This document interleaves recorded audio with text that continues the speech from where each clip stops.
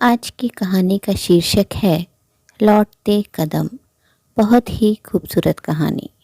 शादी के बाद पति का प्यार, बेटे की पढ़ाई, घर की जिम्मेदारियों के बीच कब वैवाहिक जीवन के 35 साल गुजर गए पता ही नहीं चला। आंख तो तब खुली जब अचानक पति की मृत्यु हो गई। मेरा जीवन जो उनके आसपास घूमता था अब अपनी ही छाया से बात करता है। पति कहते थे, शुभी तुमने अपना पूरा वक्त घर को दे दिया, तुम्हारा अपना कुछ भी नहीं है। कल यदि अकेली हो गई तो क्या करोगी, कैसे काटोगी वो खाली वक्त। मैंने हंसते हुए कहा था, मैं तो सुहागिन ही मरूंगी, आपको रहना होगा मेरे बगैर। आप सोच लीजिए ये कैसे रहेंगे अकेले। किसे पता था कि उनकी बात सच हो जाएगी। बेटा आदि, बहू रोली और पोते बनी के साथ जी ही लूंगी, यही सोचती थी। जिंदगी ऐसे रंग बदलेगी इसका अंदाज़ा नहीं था। बहू के साथ घर का काम करती तो वह या तो अंग्रेजी गाने सुनती या कान में लीड लगाकर बातें करती रहती। मेरे साथ मुझसे बात करने का तो जैसे समय ही खत्म हो गया था। कभी मैं कहती, रोली चल आज थोड़ा घूमाए, कुछ बाजार से सामान भी लेना है और छुट्टी का दिन भी है। उसने मेरे साथ बाहर ना जाने की जैसे ठान ली थी। वह कहती, माँ एक ही दिन तो मिलता है, बहुत सारे काम हैं, फिर शाम को बॉस के घर या कहीं और जाना है। बेटे के पास बैठती तो ऐसा लगता जैसे बात करने को कुछ बचा ही नहीं है।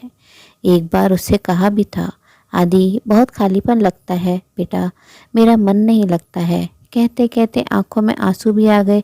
पर उन सब से अनजान वह बोला, अभी पापा को गए 6 महीने ही तो हुए हैं ना माँ, धीरे धीरे आदत पड़ जाएगी।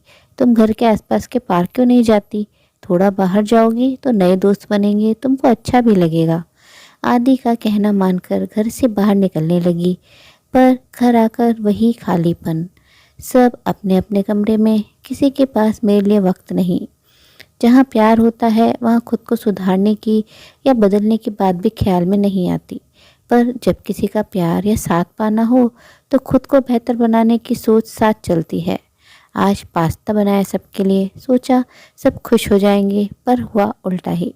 बहू बोली, माँ यह तो नहीं खाया जाएगा। यह वही बहू है जिसे खाना बनाना तो दूर, बेलन पकड़ना भी मैंने सिखाया। इसके हाथ की सब्जी आदि और उसके पिता तो खा भी नहीं पाते थे।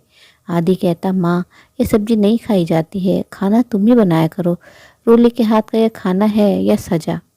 जब रोली के पिता की दुर्घटना में मृत्यु हो गई थी तब उसे दर्द से संभलने में मैंने उसका कितना साथ दिया था। तब मैं अपने पति से कहती, रोली का ध्यान रखा करो, पिता को यूँ अचानक खो देना उसके लिए बहुत दर्दनाक है। अब आप ही उसके पिता हैं। मेरे पति भी रोली का ध्यान रखते। वे बार बार अपनी माँ से मिलने जाती तो पोते को मैं संभाल लेती, उसकी पढ़ाई का भी तो ध्यान रखना था ना। इतना कदम से कदम मिलाकर चलने के बाद भी आज यह सूनापन।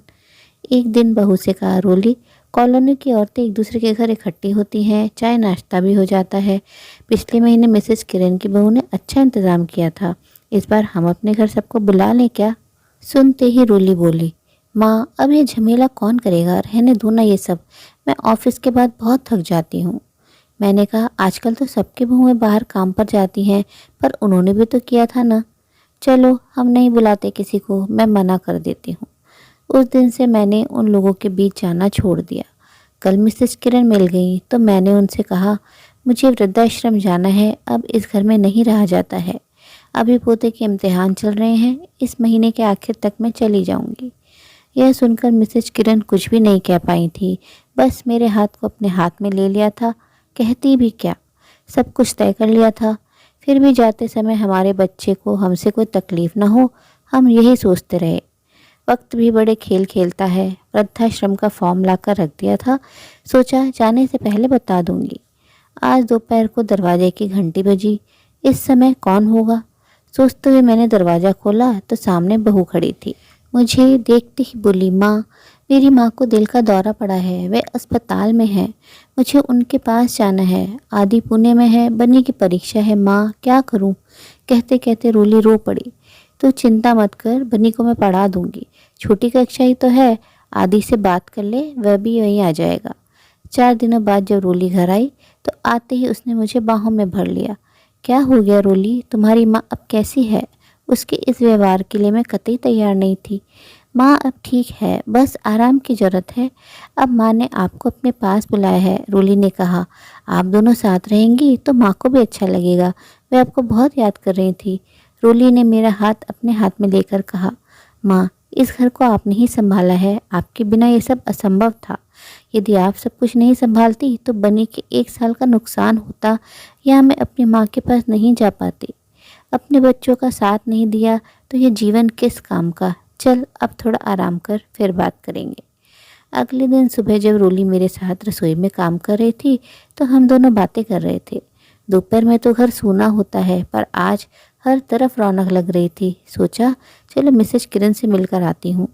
उनके घर गई तो उन्होंने बड़े प्यार से पास बिठाया और बोली, कल रात को रोली हमारे घर आई थी, मुझसे और मेरी बहू से पूछ रही थी कि हमने अपने घर कितने लोगों को बुलाया और पार्टी का कैसा इंतज़ाम किया।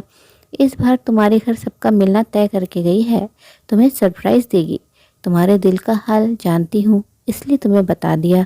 बच्चे अपनी गलती समझ लें, यही काफ़ी है। हम इनके बगैर नहीं जी पाएंगे। यह तो सच है, हम सबको एक दूसरे की ज़रूरत है। सब अपना अपना काम करें, थोड़ा वक्त प्रेम को दे दें तो जीवन आसान लगने लगता है।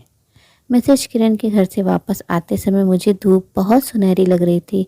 लगा कि आज फिर वक्त के पंख लग गए हैं। जीवन में सुनहरे पल कब बीत जाते हैं पता ही नहीं चलता। वक्त तो वही याद रहता है जो बोझिल हो जाता है। वही कांटे नहीं कटता, उसके पंख जो नहीं होते, दर्द पंखों को काट देता है। दोस्तों, उम्मीद है कहानी पसंद आई होगी। अपनी राय कमेंट बॉक्स में ज़रूर साझा करें और अपने मित्रों और प्रियजनों के साथ भी शेयर ज़रूर करें। आपसे अनुरोध है, अगर आप चैनल पर नए हैं तो ऐसी ही नई नई जीवन से जुड़ी कहानियाँ सुनते रहने के लिए चैनल को सब्सक्राइब ज़रूर करें। कहानी अंत तक सुनने के लिए आप सभी का दिल से बहुत बहुत शुक्रिया। तो फिर मिलते हैं मेरी अगली कहानी में। तब तक के लिए आप लोग अपना ध्यान रखिए, खुश रहिए, ऐसे ही कहानियाँ सुनते रहिए।